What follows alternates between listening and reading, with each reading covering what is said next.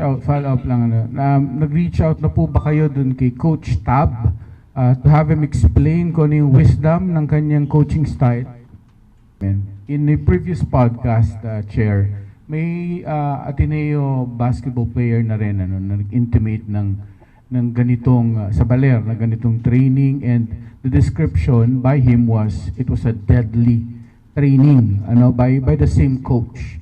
So ano po ang sense ng Sports Commission dito? Is this standard training? Is this standard coaching style? Hanggang saan lang? Kasi parang pang fraternity ang sabi nila, ang style of training na ginawa in Baler, at of course itong nangyaring last incident that killed two players. Ano pong sense ng Commission? Ang sense po ng Commission dyan, definitely hindi po yan standard.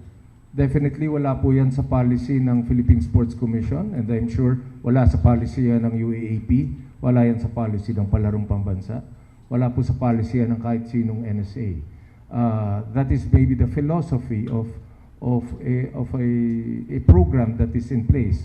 That is their style and their prerogative. But having said that, what is important po is now we are given the opportunity to review saan ba yung mga loopholes sa bawat patakaran ng bawat ahensya. Ang importante po kasi, bakit kami nag-meeting today, is we want to tell the family, we want to tell the mother of Rene, and we want to tell the people of Agusan that hindi lang po kami nakikiramay, may gawagawin po tayong aksyon. As I speak, I've coordinated with Secretary John Vic Rimulya in the last 24 hours. Ito po yung ating mga kasama sa CHED, DepEd, UAAP, National Youth Commission, and PSC. Nag-meeting na.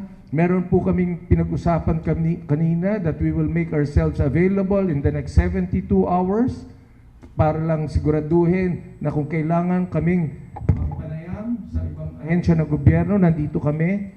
Pangalawa po, I was informed by the UAAP Executive Director na ang eskwelahang Ateneo ay open na maimbitahan sa panel na ito. Kaya po sila hindi na imbitahan ngayon because it is an organizational meeting. It is a message to everyone that we, the government agencies involved in sports and education, we are all together in making sure that we address this problem once and for all.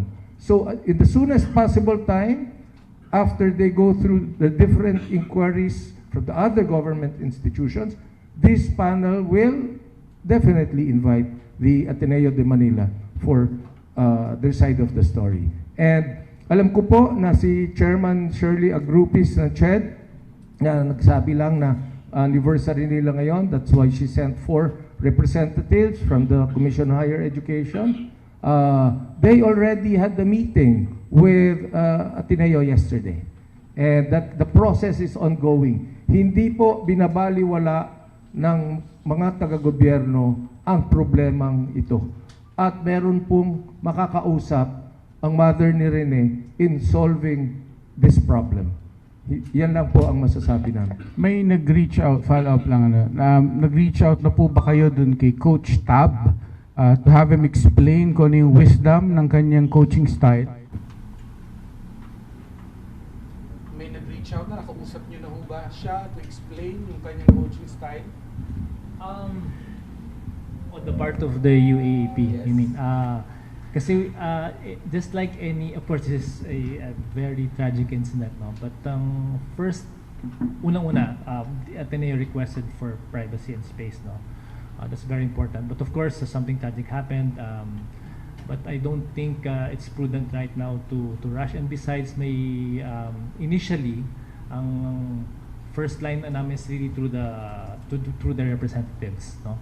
To hear their side. May protocol kaming sinusunod eh.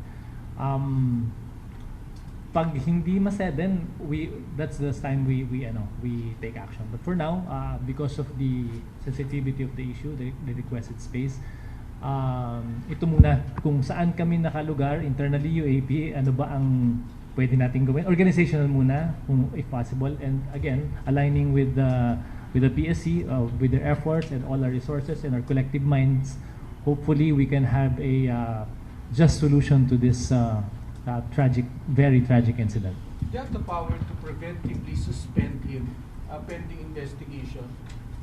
Ang UAP. Opo. Well, I know this sounds but technically prevented him suspended kasi immediate yan eh. But right now, I know this sounds but wala namang basketball eh.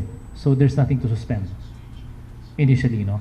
So whatever preventive suspension, I don't know whether or not their institution will do that. It's really based on their prerogative. So insofar as we're concerned, the season, the basketball season for that matter, has not begun.